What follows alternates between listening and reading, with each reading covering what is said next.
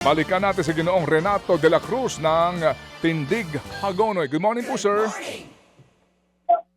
Good morning po. Hello, good morning po, sir. Magandang umaga po sa inyong panahon. Sir, ano ho itong Tindig? Magandang umuulan po dito. Yes, sir. Opo, sa buo nga po ngayong Metro Manila, halos eh. Ano po ang adhikain ng Tindig, Hagonoy, sir? Ang una kong layunin ko po, ako po kasi nagtayo nito mismo, ay ipaalam sa pamahalaan, lalo na po sa LGU, yung tunay na kalagayan ng mga taga-Hagonoy.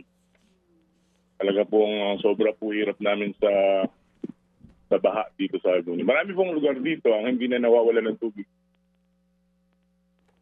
Opo. Kailan... Apektado po yung aming mga negosyo, yung po mga nag-aaral, Opo. yung mga pumapasok po sa mga pagawaan sa Malolo, sa Manila.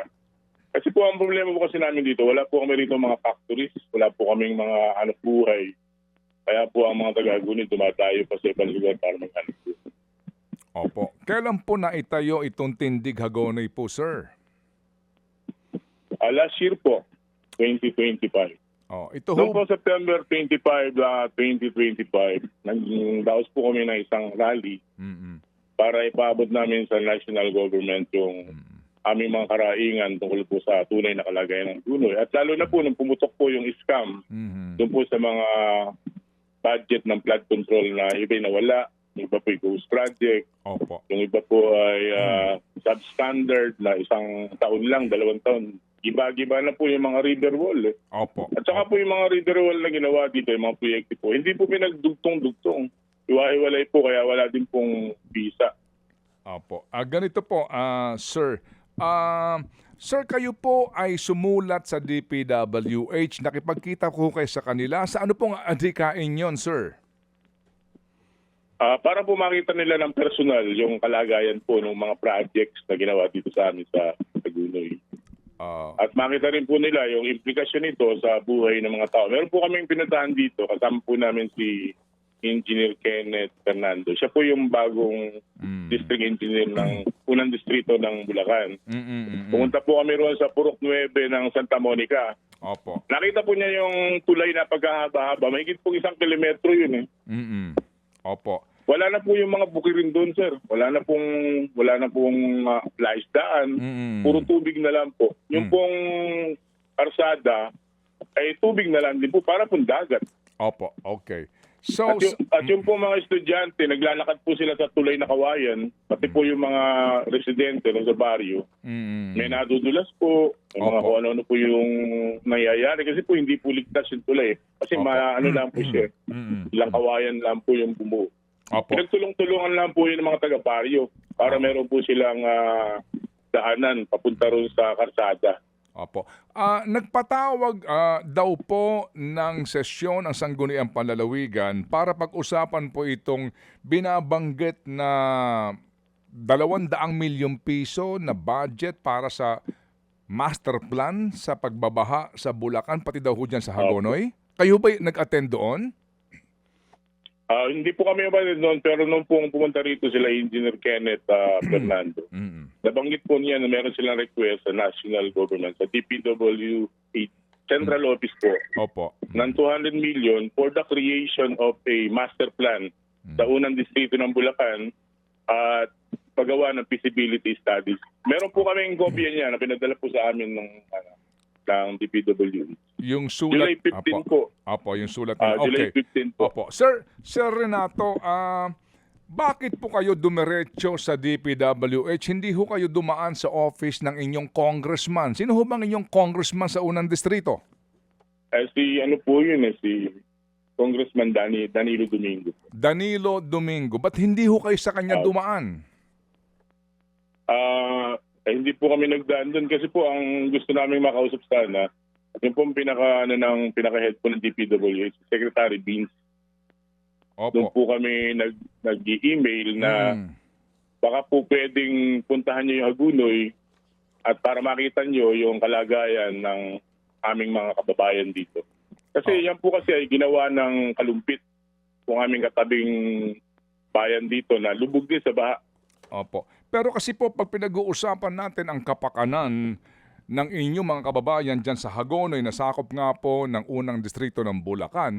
Kapag pinag-usapan po natin ang budget para po sa inyo at paggawaing bayan, ang inyo pong tulay sa gobyerno, partikular po sa DPWH o national government, ay ang inyong kongresista. Ba't di ho kayo dumadaan sa Tama kanya? po yun. Tama po yun. Ang talaga pong tulay ng katulad po naman ganitong project, ito po kasi allocation ng GAA, yung pong General Appropriation Act. Ito po ay inihahanda sa Kongreso Opo. at pinag-aaralan ng Kongreso. Alam po namin. Sila rin po yung nag-a-approve nito. Alam po namin yun, Ginoong Renato de la Cruz. Ano po, mawalang galang lang. Ang tanong ko Opo. lang po, bakit ho hindi kayo dumadaan kay Congressman Domingo? Matagal na po kasi kaming naghihintay, lalo na po itong Santa Monica. Matagal na pong yung pong bagong karsada sa Purok 9. Matagal na pong naghihintay ng aksyon. Marami na pong balita na meron na pong budget. Okay. Marami na pong balita na meron na pong approved na proyekto. Hinihintay na lang po. At yan nga po ay nabalita rin dito sa amin sa lugar namin, lalo na po rito sa Santa Monica, San Agustin, Santo Niño, na ito ay tansyado na. Ang problema po, matagal na po kung naghihintay yung mga kababaryo namin dito. Matagal na pong nagdurusa sa baha. Sige. Kaya wala pa rin pong nangyayari. Sige, ganito. Sir, kayo ho ba sa inyong organisasyon ay sumuri na sa mga budget po na nakalaan, partikular po sa Hagonoy, hango po sa General Appropriations Act? Balikan lang po natin mula 2023, 2024 hanggang 2025. Meron pong report yung aming mayor, si Mayor Charo Alvarado, na ang proyekto po sa Hagonoy ay 42, 42 projects po yan. Anong taon po ito? Hindi ko po masyadong ano yung taon, pero palagay ko po magmula yung sinabi po nyo, yun po siguro yung coverage nito. 42 projects. Ang ano po namin dito, ang baryo po namin ay 26 na projects lang. Sandali po. Sinabihan lang kayo ni Mayor nyo. Kayo mismo po sa tindig, hindi kayo nagkaroon ng inyong sariling research. Nag-research po kami sa aming sariling, konti lang po yung nakuha namin.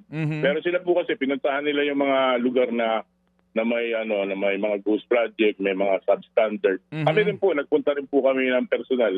Nagpunta po kami ng Carillo, San Nicolas, Santa Elena, San Agustin. Opo. Lahat po nangyayari ay pinuntahan namin. Kaya lang po, hindi po namin alam yung ibang sinasabi nila.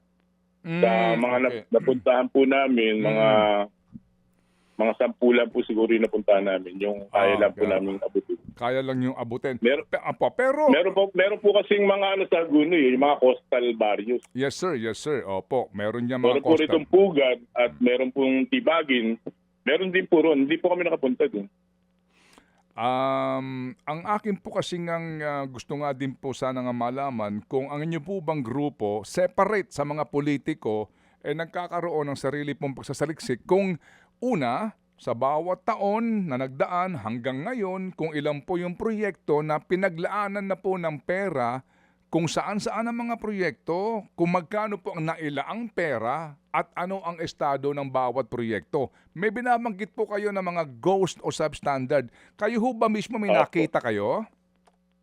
Meron po ako nakita dyan sa Carillo. Yung pong Carillo po kasi yung barrio sa dulo namin, malapit po sa BSU. Meron po silang ginawang proyekto, hindi po nila tinapos yung, wala pa po sa kalahati, kapraso lang po yung ginawa. 77 million po mahigit yung yung pondo nito. Budget nito na na-release na. Ayon po doon sa kapitan ng barangay na si Kapitan Manalo. Kailan? Ayun, yung pong harap doon, yung pong, dalawa po kasi yan, dalawa magkabilang panig nung ilog. Tabi po ng tulay. Yung pong isa, talaga pong walang ginawa. 77 million din po ang budget nun. Wala po talagang nilagay kahit isang pirasong structure. Ano po ang tawag sa project? Ito po yung parang river wall po ang Revetment. Nakakit po ako dun, Revetment. Sa wika po ng revetment. Okay. Umakyat po kami ni Kapitan Manalo doon. Kasi nga po, chinek namin. Maganda po yung gawa. Ganda po yung gawa nung di po siya okay po yung yung ano niya, semento, no, mga halo, matibay po. Kaya lang po, hindi po siya tinuloy. Ibahin po natin yung Kakapraso lang po. ibahin po natin yung ghost, ibahin natin yung substandard, ibahin natin yung unfinished. Anyway, sir, ganito po na lang. Ganito po, yung sinasabi nyo ng mga problemang yan, ipinaabot nyo po sa kasalukuyang OIC District Engineer. Apo. Opo, ano sabi? Kasama po namin siya nagpunta. Nung nagpunta po kami doon sa Carillo, Okay. ang kasama po namin yung sa regional office, Okay. yung pong representative ng regional Sige. office. Opo, sige. Pagkatapos po, lumipat po kami sa San Juan, doon po sa San Juan, nakita na po kami ni Engineer Kenneth Fernando. Okay, Tapos sige. pinaliwanag nga po niya sa amin na meron nga po siyang request sa central office ng DPWH na 200 million Opo, para sa master para po plan. sa creation ng isang master plan sa Sige. unang distrito ng Bulacan Okay, sige po. at feasibility studies po. Opo, sige, ganito. Sir, kasi po hindi ho masyado mahabang aming oras. Ito lang po sa akin, bagamat tutunghayan ko ito kung meron kang panahon, makakapakinig ka o makakapanood ka, Sir Renato de la Cruz. Ito lang po, Opo. Sa inyong pagkakaalam, magmula 2023, lamang ito 2024 Opo. hanggang 2025, kung magkano ng pera ang nailaan sa mga flood control projects niyan sa iyong bayan. Alam mo ba kung magkano? Ayon po sa interview ni Mayor Charo nung lagi namin pinakikinggan ay nasa 3 billion po. Okay. Nasa 3 billion po. Opo, itatama Sa ko lang ito 42 projects po. Opo, itatama ko lang ito, sir Sa kaukulang pong budget, hango sa GAA, bibigyan po namin kayo ng mga pahina nito, bibigyan po namin kayo ng Opo. guidance paano po. Ang total budget na po nito magmula po noong 2023 hanggang 2025 ay 5 billion 408 Ang laki po, no? million pesos. Okay? Sige. So hihimayin ko po ito sa aming programa, papaliwanag ko po ito para mabigyan kayo ng guidance. Kasi po kung ang DPWH nahingi sa inyo, sir, ng 200 million, nahingi sa pambansang gobyerno ng 200 million for feasibility study, siguro po baka pwede lang po kayo po din ay mag-isip-isip o magpulong kung kayo ho ba'y tinototoo ng DPWH o ng bobola lang na naman sila. Kasi sa laki po ng perang nailaan na, wala pa silang master plan. Opo. Yun po kasi yung nakalagay sa sulat na binasa ko nga po Opo. kanina yung Sige. sulat. Nakalagay po doon na that amount is for creation Opo. of a Master plan. Opo. and feasibility studies. Opo, sige po. It is submitted to the DPWH Central Office. Nakalagay po noon July 15, Opo, 2026. Oo nga po. Sige po. Anyway, ganito po. Baka din po pwede nyo singilin yung congressman nyo.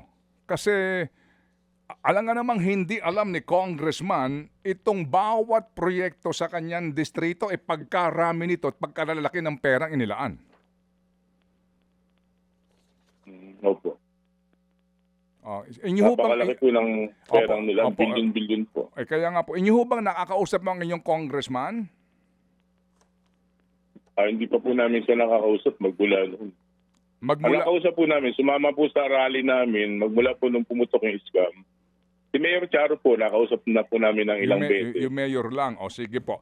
Okay, At si anyway. Mayor Charo po, sumama po sa amin doon sa paglalakad sa baha nung September 20 po. Opo. Kasi din po, 2025. siguro, maganda rin matanong nyo si Mayor. Mayor, hindi nyo ba alam ito? Itong mga proyektong ito? Ang lalaki nga po ng mga halaga ng mga proyekto. Sino ho ba ang pangunahing kontraktor dyan sa inyong bayan, kung alam po ninyo? Base po doon sa research namin, marami pong mga contractor na mga Sino nabasa po? namin doon sa napapakinggan ng mga wawaw construction. Meron pong mga gano'n. Meron pa rin wawaw. Opo. Yun po ang unang nabigay sa amin doon po sa opisina ng Pangulo. Nakita po namin doon sa listahan yung po mga Okay. contractors. Na Sige iba-iba po. Okay, sige. At yun po nakikita namin sa TV na iniimbestigahan Mm-mm. sa national po na Opo. iniimbestigahan po ng Kongreso, ng Sige po. Senado. Sige po. Salamat po na marami. Ginoong Renato de la Cruz, sa inyo pong panahon at Opo. bibigyan po namin po kayo ng informasyon at detalye sa pinag-usapan po natin para magkaroon po kayo ng guidance at nasa ganun po maging, kumbaga ho, maging handa kayo at hindi lang po kayo aasa sa kung anong sasabihin sa inyo ng DPWH. Ano po? Salamat po sir na marami. Opo, maraming salamat po. Opo, thank you. Mga kapatid, patuloy po kayong tumutok sa 105.9 True FM para sa totoong balita, impormasyon, music and entertainment. Mag-subscribe sa aming YouTube channel at podcast at sundan nyo kami sa Facebook, Instagram, X at TikTok sa True Network PH. Bisitahin din po ang aming official website, truefm.ph. At panoorin din kami sa True TV Signal, Channel 19. Kami po ang 105.9 True FM. Laging true sa'yo, kapatid.